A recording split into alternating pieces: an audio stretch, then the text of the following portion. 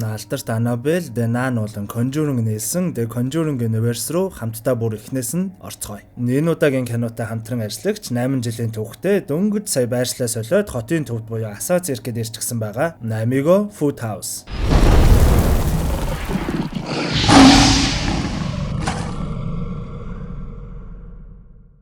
Зяёцхан бомборноод минь. Алдарт Conjuring Universe Tissur дараалал нь буюу үйл явдлын дараалал нь эхэлсэн чинь манайхан стил жаахан гайхаж магадгүй л байгаа да тий. За яг хөө тэгвэл одоо хэдийгээр дөнгөж саяхан буюу 2023 онд гарсан ч үйл явдлын дараалалаараа хоёрт орох The Nun 2 киногаа оруулахлаар бүр ойлгомжтой гоё болоод ирнэ гэдэгт тоорон бүр батны ихтгэлтэй байгаа шүү. Өмнөх The Nun киноны үйл явдал нь 1952 оныг харуулсан бол энэхүү The Nun 2 киноны үйл явдал нь 1956 оныг харуулах тул мэдээж өмнөх ангийг үзээгүй хүмүүс авил өмнөх ангийг заавал үзчихгээд ороод ирээрэй. Тэгж байж л яг бүрэн гүцэд гоё ойлгох юм шүү. За тэгээд олон юм яриад яах вэ? Үйл явдлынхаа буюу таймлайныхаа дараалалаар дараагийн кино болох 2023 оны The Nun 2 кино руугаа орцгоё. 2023 онд нээлттэй хийж байсан The Nun 2 киног Michael Caves найруулж IMDb дээр 5.6 оноо авсан бол 38.5 сая доллараар бүтэж нийт бараг 270 сая долларын ашиг орлого олсон байдаг. Ингэснээс манайхан subscribe gas дарахгүй бол энэхүү гоё Universe-ийн дараагийн ангийн бүр гоё кинонууд нь ороход танд харагдахгүй байж магадгүй шүү. За.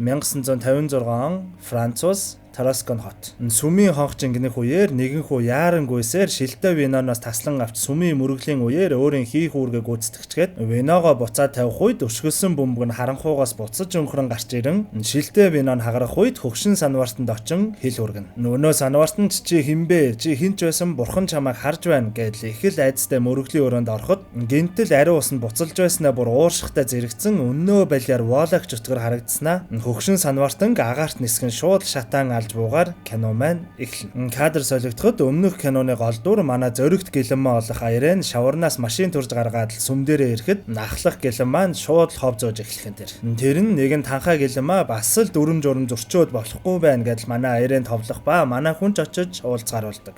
Тэр танхаа гэлэн маань Дебра нэртэй өнгөт эрс гэлэнмаа байх ба манай аав ахыг маань улсад зүтэг гэж зэрэгт явуулчихсан. Харин намайг бурхан зүтэг гэд хүчээр гэлэнмаа болгосон. Би өөрөө ч нэг хүсээгүй л дээ гэдэл Хев нэг тамхи татаад л сууж байдаг. Нүдийн хоолны бэлтгэл явагдаж байхад нэг гэлэн маань нөгөө хэддээ өмнөх ангид болсон ваалагч өтгөртөө хийсэн тулааны тухай сонссон зүйлсээ бүрч давслан ёстой л нэг кино шиг ярьж суух ба манай аярыныг гол үүрэг гүйцэтгэсэн тэр гэлэн маань гэж бүгд мэддэггүй юм байна лээ. Манай хүн ч бас нэх мэддэгдхийг хүсдэггүй юм шиг байгаа. Үйл явдал шилжиж нэгэн сургууль дээр ирэх ба сахилгагүй сурагчид шилэн савнд бөөн жом ээж авч байгаад нагаар жуулгачаар дамжуулан захирал багшийнхаа өрөөрөө оруулаад захирал нь ч зүрхэн зогсохын наагур орилж байгаа нь харагддаг. Харин манай өмнөх киноны тариаланч Франц залуу энд ажиллаж байх ба нэгэн багштай нэлээд л жогтой мэндэлснэ. Саяны сахилгагүй охтууд энэ багшийн охиныг нь дээрлэхэд шууд л өмөөрөөд л охинтой ч их л дотн харагддаг. Нэгэн хүү хүргэлтээр юм хүргэн нэг айлд ирэхэд хүн хариу өгөхгүй байснаа хаалга нь өөрөө онгооход хүүч гайхан гэрт нь ороод захиалгыг нь үлдээчгээд гарах гэтэл энэ айл нь манай Франц залуугийн гэр бахан тэр. Франц залуу яагаад ч юм цаашаа хараад л татгнаад л зогсож байснаа гинтэл эргэж харахад шууд нөгөө балиар ваалагч өтгөр болж харагдснаа нөхөөрхий хүргэлтийн хүүг шууд л цааш нь харуулчихсан тэр. Хэрвээ манай бамбарнууд санаж байгаа бол өмнөх ангид тамаас ирсэн ваалагч өтгөрийг дарчглаа гэж бодтол энэ Франц залуугийн дотор нь орчихсон байсан шүү дээ. Үйл явдал буцаад манай гэлэнмаа аяраны байгаа сүм дээр ирэхэд нэгэн хүн уулзахаар ирсэн тухай мэдээлэл авах ба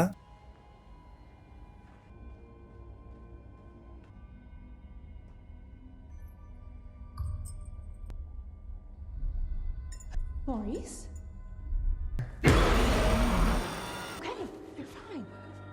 хэмээн зүүдлэнс ирэхэд хамраас нь цус энтер гарчихсан. Ер нь л нэг тийм эвгүй зүгнэл харагддаг. Манай аярын чинь багасаа зүгнэл хардсан штэ тий. Өглөөч болоход яг л өмнөх шин зүүдэндээ харсан зүгнэл шиг зочин ирлээ гэх ба очоод уулзвал бүр Ватиканаас нэгэн том хүн ирсэн байхан тэр. Манай аярынч бүр гайхан очтол Унгарын нэгэн жижиг тосгонд 90 настай гэлэнмаа сүмийнхаа шатан дээр өөрийгөө буудсан. Австрид нэгэн санвартан өөрийн эрхээрээ хоолоогоо хэрчин өгсөн. Италид нэгэн сурагч өөрийгөө дүүжлэн өнгөрсөн. Мөн Францад нэгэн санвартан сүм дотор шатан өнгөрсөн. Энэ бүхэн танил сонсогдож байна уу? Румынд чиний явсан даалгавар нэг дуусаагүй л бололтой. Европын баруун зүг рүү ийм хэрэгүүд гарч эхэлсэн байна. Энгийнээр хэлбэл нөгөө чөтгөр чинь амьд байна. Өмнө нь чамтай хамт даалгаварт явсан эцэг бүр өвчнөр өнгөрсөн. Тиймээс ийм зүйл дээр туршлагатай ганцхан хүн одоо чи л байна. Чи явж учрыг нь ол гэхэд манай хүн шууд үгүй л гэдэг. Гэвтэл мэдээж энэ нь санал асуулга биш, даалгавар тул шууд л ажилдаа гарах нь тэр. Дахиад ямар зүйлстэй таарах бол гээл баг зэрэг айцтай галт тэргэнд явж байхад мэдээж л өнөө танхаа гэлэмаа сүмээсээ оргоод манай хүн туслан энтергээд хэдийнэ галт тэргэнд суусан байх нь тэр. Манай хүн яаж ч эсэргүүцсэн өнөө танхаа нь чамааг тэр байнга ярагдаад явдаг чөтгөр ваалагтай тулалдсан алдарт гэлэмаа гэж би мдээгүй штэ. Харин одоо дараагийн үйл явдал чинь би чамаа заавал тусаална гэж бүр шийдсэн байх нь л тэр. Энэ үеэр нөгөө тал буюу сургууль дээр манай Франц залууг нь жогтой багшийн охиныг ангийнхан дүрсгүй нөхдүүд ганцаараа байхад нэрээд одоо хідүүлээ эвтэй байцгаа юу дахиж бид нар чамайг дээрлэхгүй. Гэхдээ одоо хідүүлээ нэг гой тоглоом тоглоё гэд нэг өрөөрөө дагуулж авдаг. Тэр нь энэ сургуулийн захирал багшийн хизээч орж болохгүй гэдэг хориотой бүр төгжөөтэй өрөө болох жижиг сүмийн хэсэг байх ба энэ цонхон дээр нар тусах үед энэ ямааны нүд нь улаанаар гэрэлтэж ямаан чөтгөр гарч ирдэг энтер гэдэл домыг яриа байдаг юм байна лээ. Сахилгагүй охтууд ч хөөрхийн охинд хамтдаа тоглоё энтер гэж худлаа хэлээд яг тэр цонх руу харуулж ганцаараа гин үлдээгээд өөрсдөө чимээгүй гараад явах ба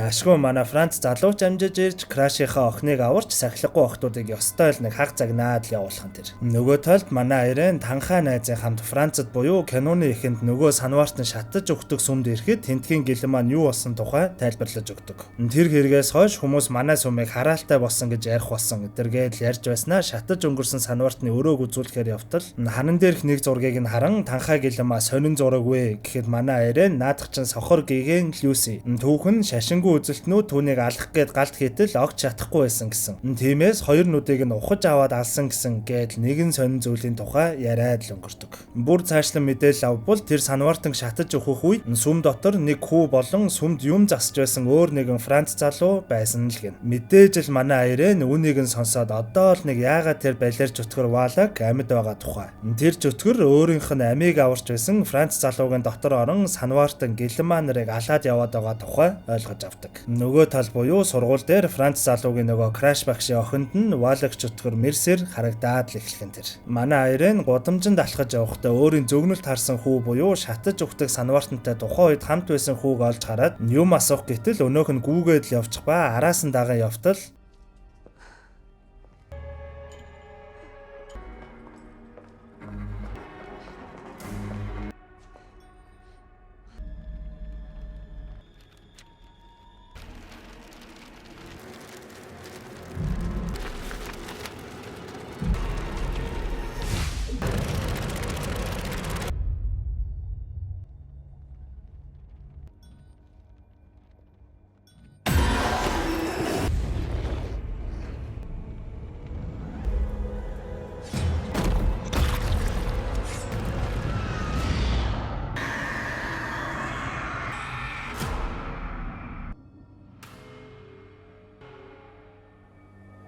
саяны зөгнөлт нь харагдсан хүн яг л манай Айрен өөрөө юм шиг харагдаад байгааз. Нөгөө талд сургууль дээр захирал багш өрөөндөө байж байхад нэгэн сонин зүйл сонсогдоод яваад очивол манай Франц залуу ямар ч өөрийн ухаангүй мэтэл нөгөө хориотой өрөөний хаалгыг мөргөөд л зогсоод байх ба гинтэл цочин сэрээд яваад өгөх ба захирал багш өрөөнөөс юм сонсон яваад ороход өөрийнх нь хэдийнэ өвчгсөн хүн өнөө балер чөтгөр ваалагтай хамт харагдснаа шууд захирал багшийг алжчихдаг. Мэдээж л маргааш нь захирал багшийг өгсөн байхыг нь олоод сургууль даяараа л нэг уугаш шүү болсон харагдана. Манай Айрен ч ашгүй ухаан ороод шууд танхаа найздаа би зөгнөл харсан. Чөтгөр маш их хүчрхэг нэг зүйлийг хайгаад бас хүсээд байна. Тэрийг олохын тулд Франц залууг ашиглаад байгаа юм байна. Тэрийг олвол шууд Франц залууг ална гэхэд танхаа найз нь ч манай Айрент чамайг унтаж байхад нөгөө хүүч нь ирээд энийг надад өгчгөөд явсан гэж шатаж өгсөн санвартны загалмайтай зүйлтийг нь гарган ирээд үзүүлдэг. Зүйлтэн дээрх тэмдэг нь нэг л танил санагдаад байсан тул манай хоёр шууд Франц дахь католик архивын газар руу нэгэн танил дээрээ очиж асуухаар яарвчлан явдаг. Өнөө архивын таниланч тэр зүйлтийг хараад энийг та нар хаанаас олоо вэ? Эн чинь нэг гэр бүлийн тэмдэгчтэй гэдэл шууд мэдэх ба бүр цаашилбал нөгөө нүдээ ухуулан үхсэн гэгдэх Гиген Люсигийн гэр бүлийн тэмдэг. Одоо үхээд байгаа хохирогч нар энэ Гиген Люсигийн удмын хүмүүс юм шиг байна. Гиген Люсиг шашингүй үзэлтнүүдэд алуулах үед гэрийнхэн зүгтэн дэлхийд даяар тархан суурьшсан ба үргэлжил Гиген Люсигийн нүдийг нуусан газрыг нууцалдаг гэдэг хэмээн сонин зүйл хэлдэг. Манай Айренч гайхан миний зөвгнөлт харсантай бүр яг таарж байна. Чөтгөр Валак тэр нүдийг хайж байгаа юм байна. Гэхдээ тэр чөтгөр яагаад энэ нүдний араас яваад байгаа юм бол гэхэд архивын ажилтан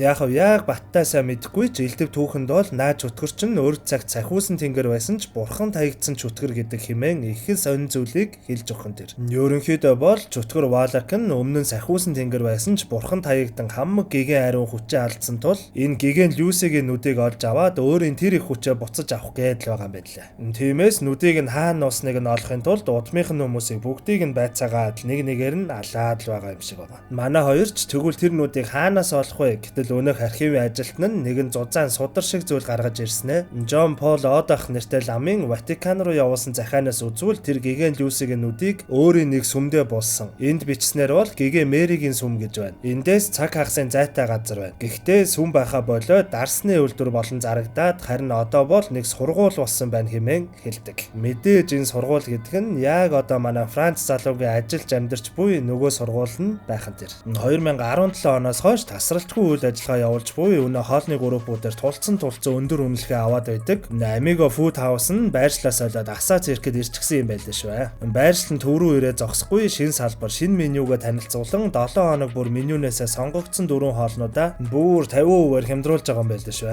7 хоногийн бүх өдөр 12 цагаас оройн 12 цаг хүртэл ажиллаж байгаа тул манайхан ланчаараа гэр бүлээрээ гэдэл өнөө өндөр үнэлгээ аваад байдаг хоолнуудыг нь бүр 50% хямдралтай үнээр очиж амтрахын идээрэй. Манай бамбарнууд энэхүү газрын тухай нэмэлт мэдээлэл авахыг хүсвэл Amigo Food House-ын энэ сошиал хаягуудаар нь ороод шууд аваарай за. Зя буцаад кинонд орцгоё. Манай Айрен танхаа хоёр ч ёстой л нэг түргэн аваад шууд сургуулийн зүг хөдөлдөг. Сургууль руу явах замдаа манай Айрен танхаа найзтай өөрийн ээжийн тухай хэлсэн нь ээж нь яг л манай Айрен шиг зүгнэл хардаг байсан ч аав нь үүнд нь итгэлгүй галзуу гэж бодоод шууд лимлэг дуудаад өгөөд явуулчихсан. Тэрнээс хойш ээжтэйгээ огт уулзаагүй л гэн. Энэ үеэр нөгөө талд манай Франц залуу краш машинда ирчихсэн хүүхдтэй юм ярангаа хоол хийгээд бүжиглээд их л арманчиг байж байхад гинтэл Франц залуугийн биеийн муудаад унах ба краш багш нь хүзүүн дээрх доошоо харсан загалмайг нь хараад ер нь л нэг тийм сэжиг авчихдаг. Удалгүй ханан дээрх зураг нь Валак чөтгөр болон хөөж эхлэхэд өөдөөсөн ч манай Айрен танхаа хоёр яг зэрэгцээд л гараад ирхэн тэр. Эртний танилууд жуулцахад манай Айрен Франц залууд хандан шууд асуудал чи юм байна. Чиний дотор чөтгөр орчихсон байна. Чи намайг аврах гээд л ингэчглээ. Энэ миний буруу гэдэл хэлэхэд Франц залуу шууд муухай хувирснаа нэг зүг рүү чиглээд л явж эхэлдэг. Манай Айрен танхаа хоёр ч зогсоох гэж яаж ч үзээд дийлэхгүй байсан ч загалмайгаа гаргаж хөвчлэгээ хэлж цатааруулж байгаад толгоор нь юмар цохоод ашгүй ухаан алдуулж аваад биеийг нь гинжлээд л үлдээдэг. Франц залууг аврахын тулд манай хоёр багш эмэгтэй болон охинтой нийлэн Франц залууг явж байсан зүгт гарвал өнөөх талигач захирал багшийн хизээж орж болохгүйгээд байдаг байсан жижиг сүмийн өрөө байхан тэр. Мань дөрөвч юу ч гэсэн өнөө өрөөнд нь ороод юу хийхээ мэдэхгүй байж байхад багш эмэгтэй охин нь манай ангийн намайг дээрлэгдэг охтууд энэ цонхон дээр гэрэл тусахад ямааны нүдэн гэрэлтэж ямарваа нэг юм заадаг. Бас дотроос нь ямаан чөтгөр гарч ирдэг гэсэн хэмээн хэлснээр манайхад цаанаас нь гэрэл тусгаж үзгээр болдог. Манай танхаа гэлэмаач гяс гүйж гараа цонхны нөгөө талаас нь гарч идэнгээ тусахад нэрэл цонхон дээрх ямааны нүдэн дээр нь тусан гэрэлтснээ тусгал нь нэг зүгт буюу шал руу зааж байхан тэр. Дээр нь байсан бүтээлгүүдийг нь холдуулан чулуун тавцангуудыг нь аваад л ухаж эхлэх үеэр хүлээстэй байсан Франц ирж хүлээснээсээ сулраад явсан харагдана. Энэ үеэр багшийн охин эргээд нэг харахад цонхон дээр түрүүхэн байсан нөгөө ямаа нь яагаад ч юм алга болчихсон байдаг. Манай хэд ч үргэлжлүүлэн газрыг ухсаар байгаад нэрэл жинхнээсээ нөгөө Гиген Люсигийн нүдийг нь олох ба цонхон дээрх ямаа нь үзээрийн ямаан чөтгөр болчихсон дотуур байрандаа байсан охтууд руу дайраад ёстой л нэг төвөөж эхлэндэ. Хөөхий нөгөө танхаа гэлэмаач сурагч охтуудыг хамгаалan гүйлдэж нөгөө талд үлдсэн гурван маань чөтгөрт эзэмдүүлэн хувирсан Франц залуутай уулзраа олж сая олсон Гиген Люсигийн нүдийг өглгүй нуухаар ёстой л нэг хамаг байдаг арга чаргаа шавхан да.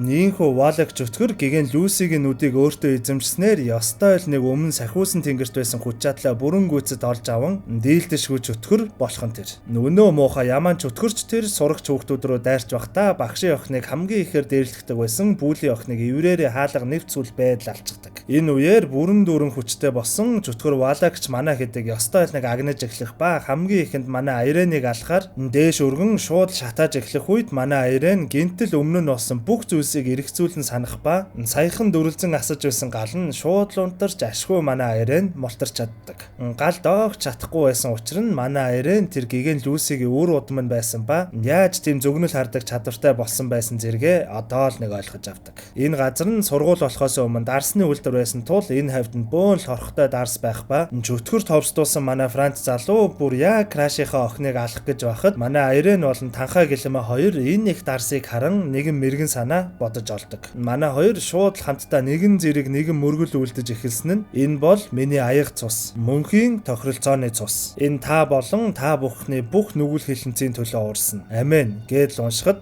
тэнд байсан хамаг л дарс нь шууд Есүсийн цус болон хувирч Валагч чөтгөрлөө цацарснаар балиар Валагч чөтгөр ашгүйний гал чатан алга болж манай Франц залууч ухаан орж нөгөө муухай Яман чөтгөр буцаа жижиг сүмийн цонх руу орсон байх нь тэр. Зя байж байгаараа манайхаа сая яг юу болсон бэ гэвэл Христийн шашинд дарс буюу виног Есүс Христийн цус хэмээн билэгддэг. Энэ нь Есүсийн үгийн дагуу түүний үхлийн өмнөх оройн зоог болох сүүлчийн зоогийн үеэс үүдэлтэй. Тэр үед Есүс талхыг авч энэ бол миний бие хэмээн хэлж дараа нь аяг дарсыг барин энэ бол миний цус хэмээн альцсан байдаг. Энэ үг нь ариун харилцааны буюу Holy Communication-ы гол утга санаанд болсон хэмээн ярьдаг. Нийнхүү манай зоригт гэлэмэ Айрен хоёр дахь удаага маш олон хүмүүсийг аюулаас аварч өмнө нь өөрийнх нь амийг аварч байсан Франц залууд өрөө төлдөг. Кадр солигдож Франц залууч Краш багштайгаа болон охинтой нь хөтлөлцөөд одоо л нэг тайвширсан янзтай алхан явж харагдахад нэнхүү Conjuring Universe-ийн хамгийн чухал дүр болох манай Эд болон Лорен хоёрт Ватиканаас яаралтай дуудлага ирж буугаар кино маань дуустдаг. Франц залуугийн дотроос чөтгөр үнэхээр гарсан уу? Эсвэл энэ дуудлага нь Франц залуу зан үйл хийх тухай дуудлага байсан уу гэдг нь тодорхойгүй. Яа, бүр лэвгүй болоод байна шүү те. Ерөнхийдөө бол энэ нааны хэсэг ингээд дуусж байгаа. Одоо араас нь үйл явдлын буюу таймлайныхаа дараалалаар та хэдийн хамгийн их асуусан өнөө алдарт Аннабель орж ирэх тул манайхаа юу ихэ мэдж байгаа шүү те. Сабаа дараад сүсгэлээ сууж байгаарай. Үргэлж найзын тань гэр шиг халуун дулаан Amigo Food House.